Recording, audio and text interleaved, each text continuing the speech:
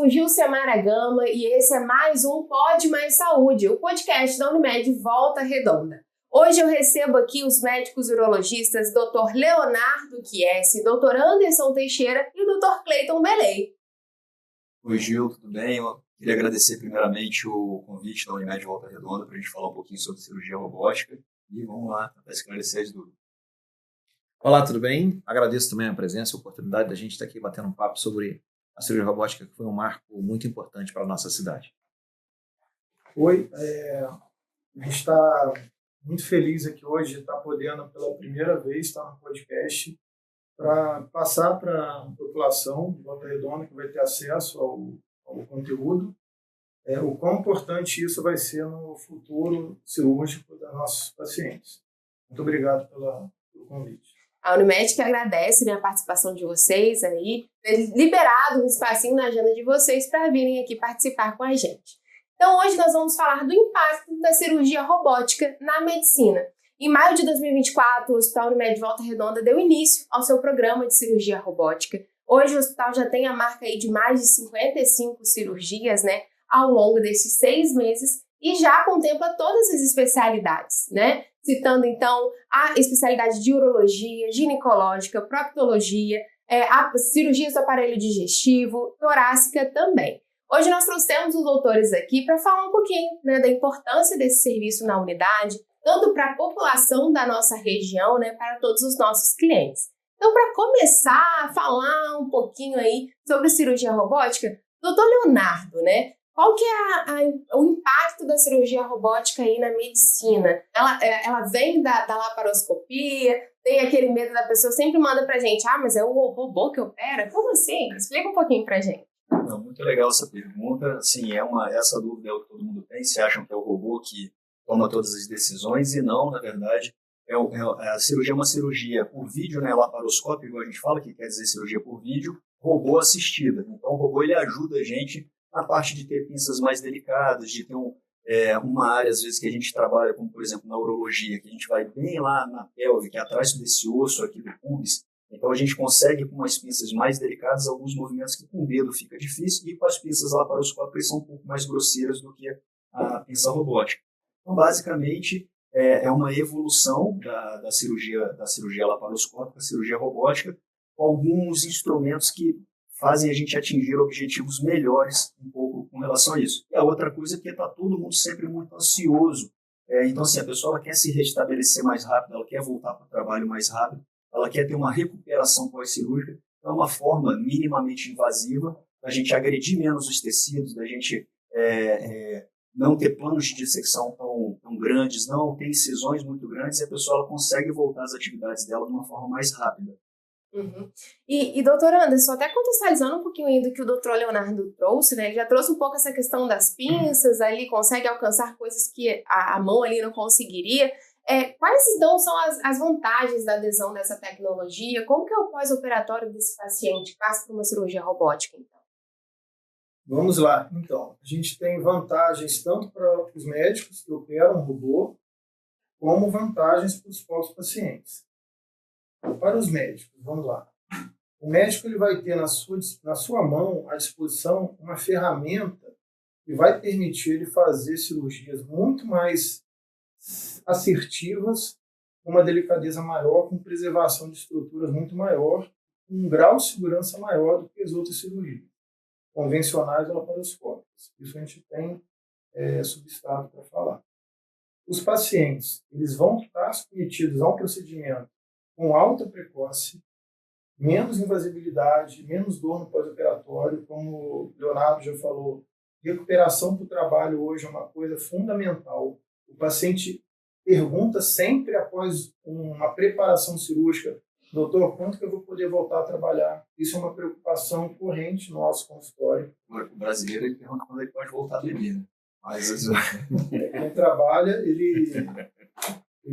essa pergunta é muito corrente. Doutor, quando que eu vou poder voltar a trabalhar quando operar minha próstata por robô? Logicamente, a gente vai dar uma informação para o paciente.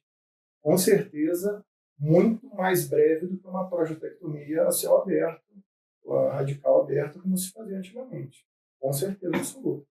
Nós todos vivemos essas duas fases a gente tem noção de como é o paciente que a gente fazia antes e como é o paciente que a gente faz agora com a tecnologia robótica. E o pós-operatório do paciente é um pós-operatório com muito menor risco de sangramento, que é uma preocupação muito frequente entre o paciente e o médico, o medo, né, de sangramento. Com essa redução de sangramento, redução de dano aos tecidos, a gente tem uma possibilidade de alta precoce no paciente, em algumas situações no mesmo dia, até no dia seguinte de uma cirurgia. Então, isso virou uma chave na nossa evolução cirúrgica muito importante, tanto para o paciente quanto para a própria rotatividade do hospital. Okay? E doutor Cleiton, o doutor Anderson acabou de citar um procedimento, né, que está dentro da especialidade de urologia. Quais seriam os procedimentos que podem ser feitos na urologia pela robótica? E a robótica se estende a outras especialidades também, né? Quais são elas? Bom, perfeito. A gente aqui pode fazer qualquer tipo de cirurgia, tanto abdominal quanto torácica. Todas essas cirurgias que a gente faz por laparoscopia, a gente também consegue fazer por cirurgia robótica. E com a vantagem de você estar numa situação em um aumento maior, uma imagem em 3D, você ter uma filtragem dos movimentos que é feito com robô. Então, na área de urologia, a gente faz cirurgia de próstata, né, que é a prostatectomia radical, a principal delas. Faz cirurgia para próstata, para crescimento prostático também. Cirurgia de rim, cirurgias de tumores renais, de adrenal, que é a parte superior ali do rim, cirurgias de bexiga.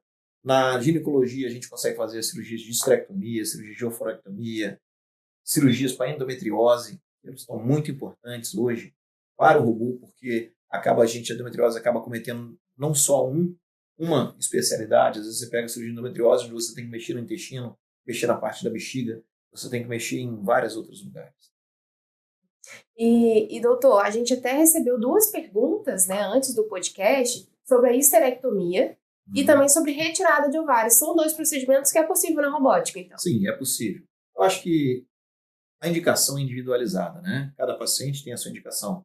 Se você for pensar numa retirada de ovários por acometimento de endometriose, com certeza vale a pena fazer por robô. Porque você vai ter uma doença que ela é multissistêmica. Agora, uma retirada de ovário simples, será que não vale a pena fazer por laparoscopia? A gente também, ou seja, é muito individualizado para cada caso, etc. Mas é possível sim fazer. Uhum.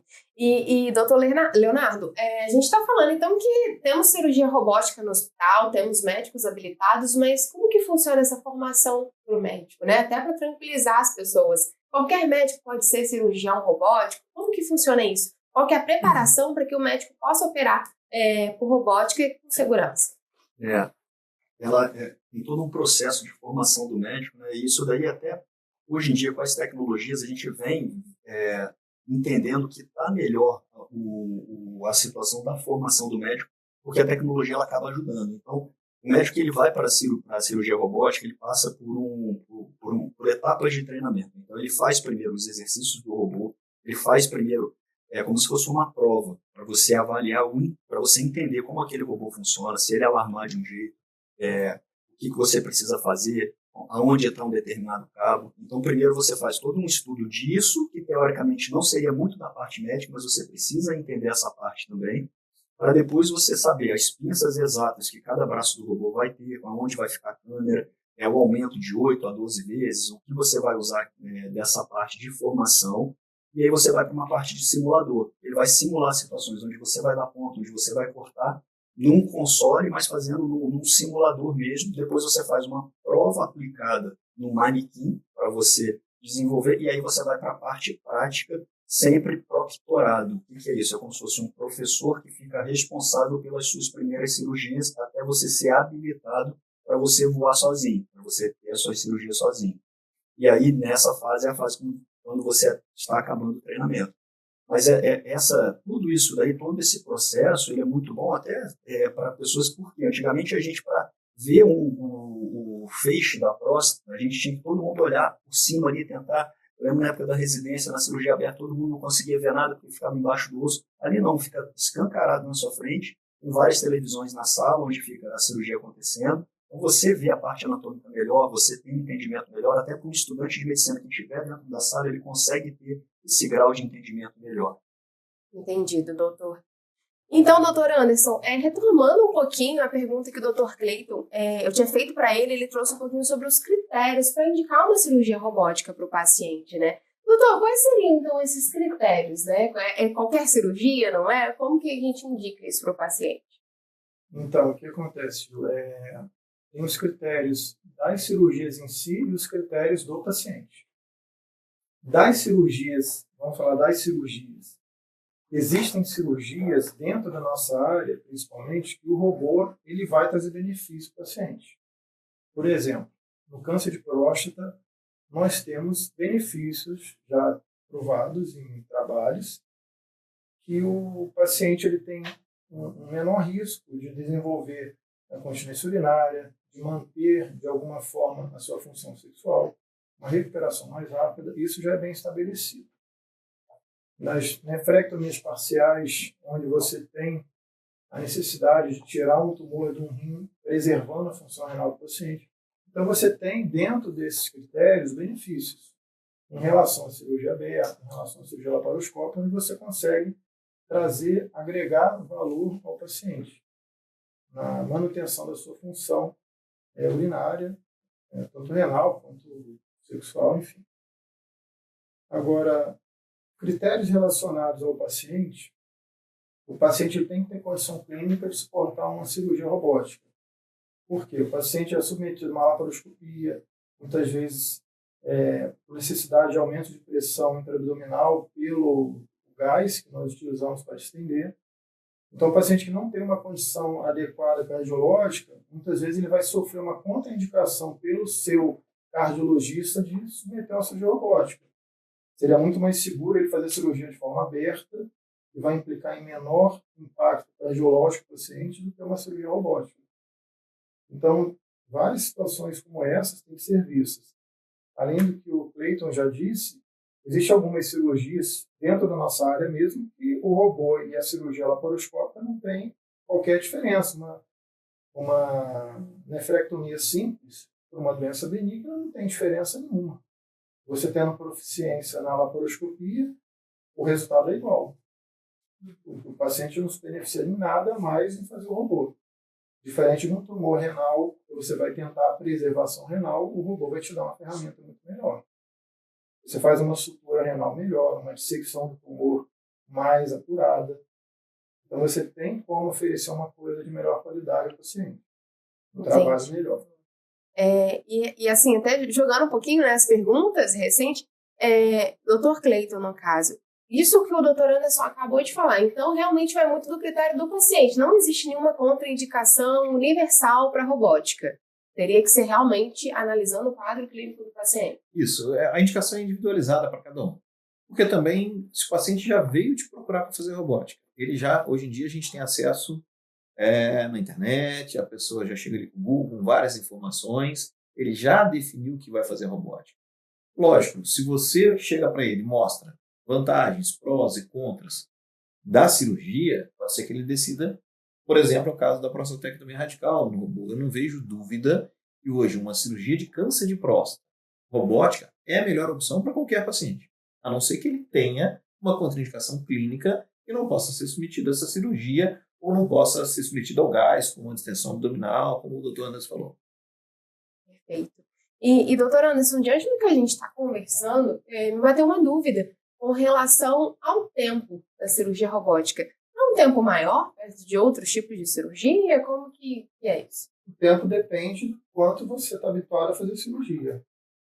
Por exemplo, quando a cirurgia de cálculo renal, muitos anos atrás, começou, em 2010, 2009, a gente começou a fazer cirurgia de cálculo renal a laser, a gente estava engatinhando no cálculo renal. A gente chamava próctor, vinha, ajudava na cirurgia. Hoje em dia a gente faz a cirurgia de cálculo renal com uma tranquilidade muito grande. Nesses últimos 15 anos a gente agregou tanto paciente na nossa curva de aprendizado, que hoje é uma cirurgia que a gente faz com muita tranquilidade e muita segurança. Isso vai se desenvolver naturalmente com a curva de aprendizado com o passar dos casos na cirurgia prostática. Uma cirurgia de próstata aberta, como a gente tem costume de fazer, a gente já tem uma proficiência de fazer ela num tempo razoavelmente curto. O paciente entra no centro cirúrgico de cirurgia, você deve levar em torno de 1h30, 1h40 de cirurgia, numa cirurgia de próstata aberta, que é uma cirurgia, uma equipe cirúrgica que está bem habituada a fazer cirurgia de próstata aberta. Na cirurgia por robô é a mesma coisa. A partir do momento que você vai adquirindo grau de confiança e, em muitos casos na sua carreira, você vai melhorar naturalmente o processo. Então, as suas cirurgias vão sair muito mais seguras, muito mais rápidas e vai entregar um resultado muito melhor a cada ano que passa. E é importante a gente salientar que a gente, às vezes, foca muito no cirurgião para diminuir tempo cirúrgico, e não é bem isso. Então, quando a gente fala em equipe, a gente fala da instrumentadora, a gente fala do anestesista, da circulante de sala, porque, por exemplo, eu preciso de tal pinça. Peraí que vai ter que pegar. Você fica esperando, isso é tempo cirúrgico. Agora, quando a equipe já está tudo acordada, você não precisa nem te pedir. Aquela pinça já está disponível na hora que você vai precisar, porque ela já sabe do tempo cirúrgico. Então, essa interação que vai acontecendo vai tornando o processo muito mais fácil, muito mais rápido. Então, quanto mais a equipe opera junto, mais o auxiliar sabe o que o cirurgião está fazendo, mais ele vai saber antecipar o espaço do cirurgião, então ajuda o cirurgião ajuda o auxiliar, a instrumentadora já sabe os tempos cirúrgicos que ela tem que agir, o circulante de sala já sabe qual o fio que o doutor vai precisar, qual a pinça que ele vai precisar no próximo momento, então já está tudo à mão. Então todo mundo tendo esse convívio cirúrgico, com o tempo isso vai se tornando um processo bem natural e bem rápido. Gil, e além disso daí, assim, que é fundamental que eles falaram, essa equipe coesa é fundamental, também tem o detalhe da cirurgia do paciente. Então, assim, a gente tem toda uma situação que se monta de equipe, de pinças, de materiais, tudo, mas cada caso é um caso. Então, tem um caso que é um câncer de próstata mais difícil do que o outro, ele vai tomar um tempo a mais, porque, assim, muitas pessoas perguntam isso, qual o tempo da cirurgia? A gente costuma até responder assim, que é o tempo necessário para o sucesso do procedimento. Se a gente precisar passar 24 horas ali operando, vai passar as 24 horas operando.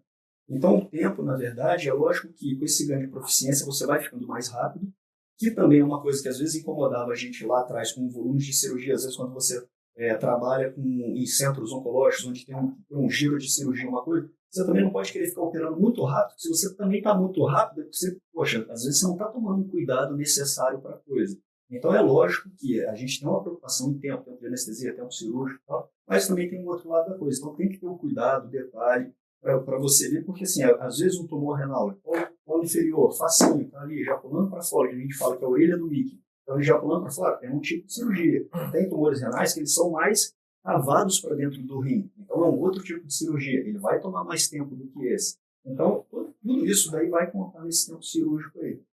Muito importante que vocês falaram, tanto da questão do cuidado, né? Essa questão do tempo do cuidado do médico, do cuidado da equipe, e também destacando que tem toda uma equipe envolvida nesse procedimento, né? Não é somente o médico cirurgião, tem toda uma equipe ali envolvida para que isso possa acontecer da melhor forma possível para o paciente.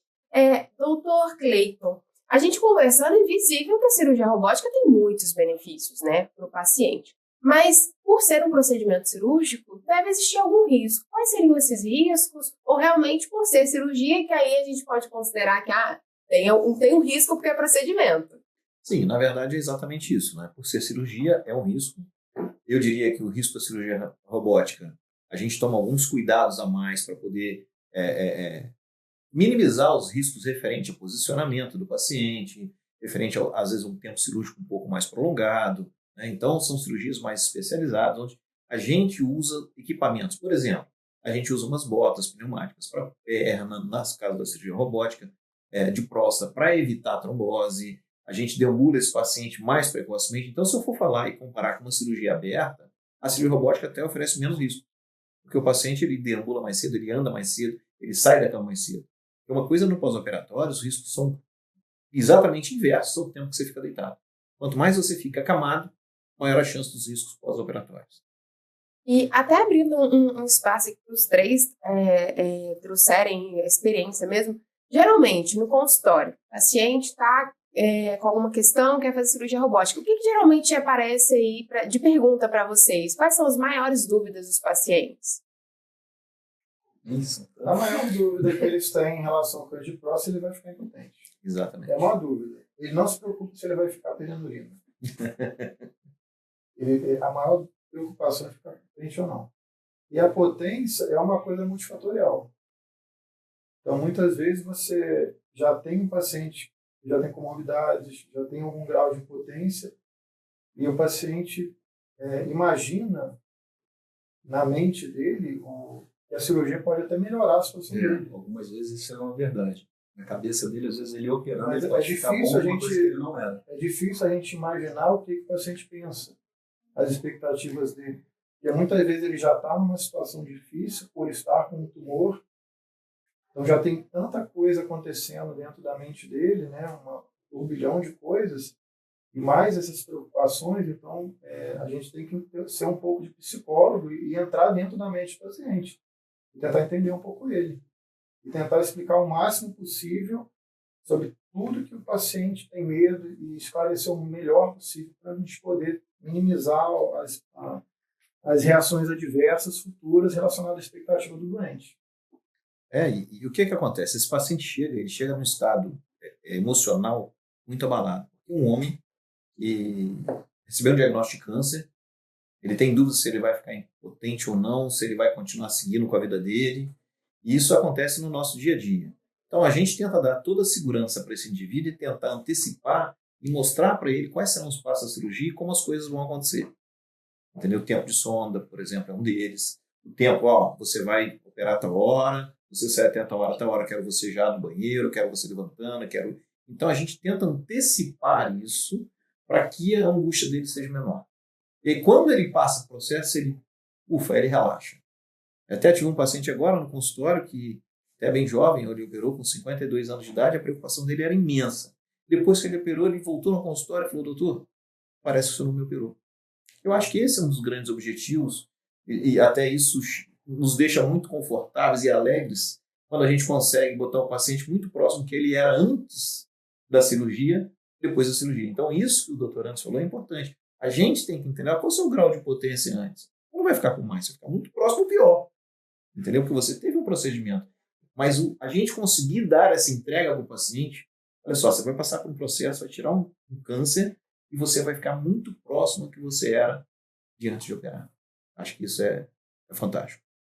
Doutor Leonardo, quer acrescentar alguma coisa? Eu acho que é isso que eles falaram. Assim, a gente veio falar sobre cirurgia robótica, mas na verdade o cerne da coisa, igual eles falaram, é toda a jornada do paciente. Né? Então isso daí geralmente é até bom quando eles vêm com algum outro familiar, alguma outra pessoa, porque você, às vezes, é uma avalanche de informações na cabeça dele, de coisas novas que estão acontecendo, até ele organizar aquilo dentro da cabeça dele. É a função do médico justamente essa, organizar de uma maneira melhor, explicar para ele que tem caminho, tem tudo. No caso aqui a gente falou muito de homem, do câncer de próstata, mas a gente também tem cirurgias de mulheres com tumores renais que vêm desesperados para descobrir uma lesão no rim, uma série de coisas.